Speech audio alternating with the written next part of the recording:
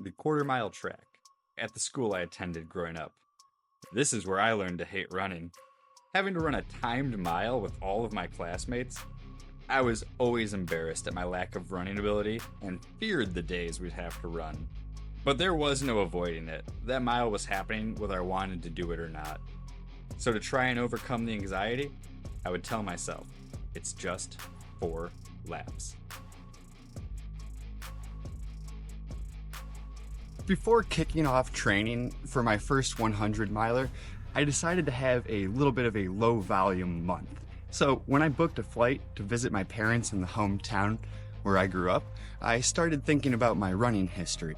It is short and full of mediocrity. As someone who found a passion for running later in life, I started thinking about all of the reasons that I had been avoiding it for all those years.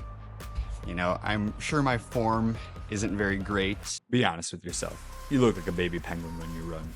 I did struggle with my weight a little bit when I was younger.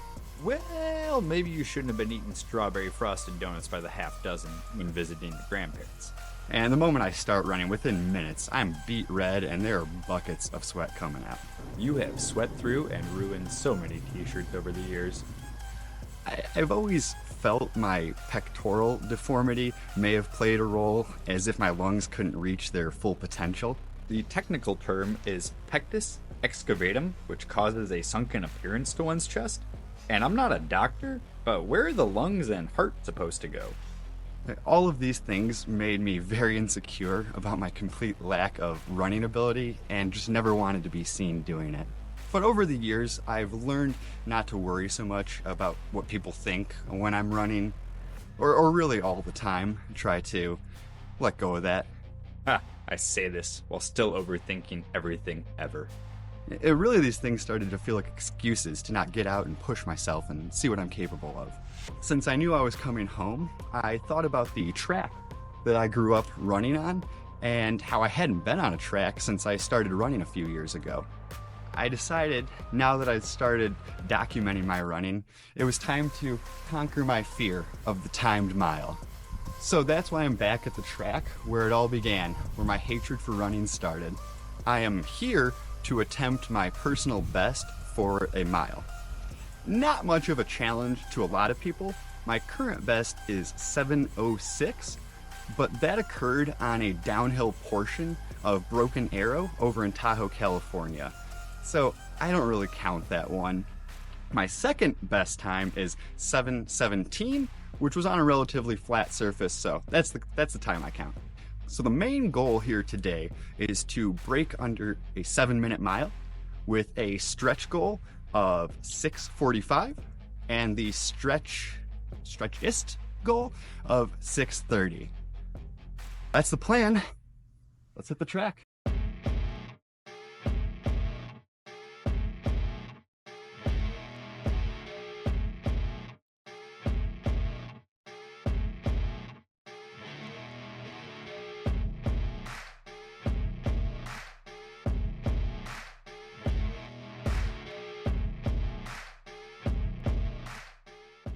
Since I don't normally live my life a quarter mile at a time, I had to do some track math to figure out how fast I'll need to run each lap to hit my goal. 7 minutes divided by 4 equals a minute 45 per lap. So I'll need to run slightly faster than that to come in under 7 minutes.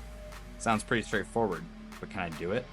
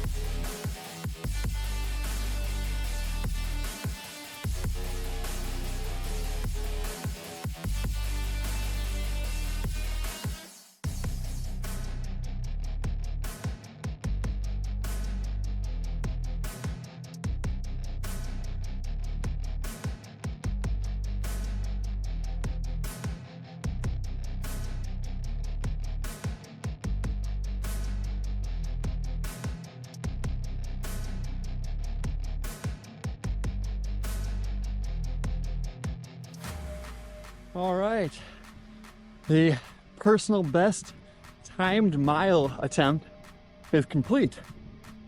Looks like, according to Strava, that I did break my personal record. Came in at 6:46 a mile.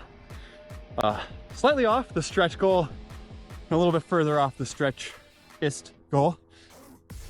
Something to be proud of, but also something to build towards and keep improving that speed. But honestly, after this, I'm gonna start ramping up the mileage again, so just happy that I got this done and it won't be looming over my head. It was pretty awesome to be able to come back to the track that I grew up on, where I learned to despise running that damn timed mile with the group of my classmates. Only this time, it won't be 20 people who see me out here running, put this online for the world to see. So probably 40 people will go ahead and find this. Twice the exposure.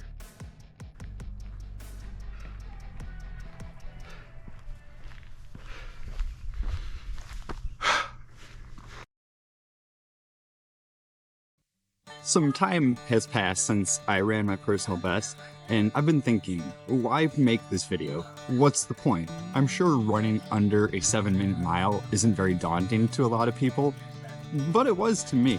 So I would also guess there's people who feel that same way. While warming up for the attempt, I felt unreasonably nervous. I mean, if I hit my personal record or not, it doesn't affect anybody else on Earth.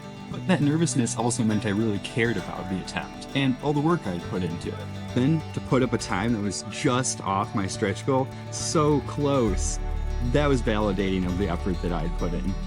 I hope this inspires at least just one person to get out of their comfort zone and try some big, audacious goal that they've been fearing. You'll surprise yourself with what you're capable of. Now get out there and get after it. Cheers.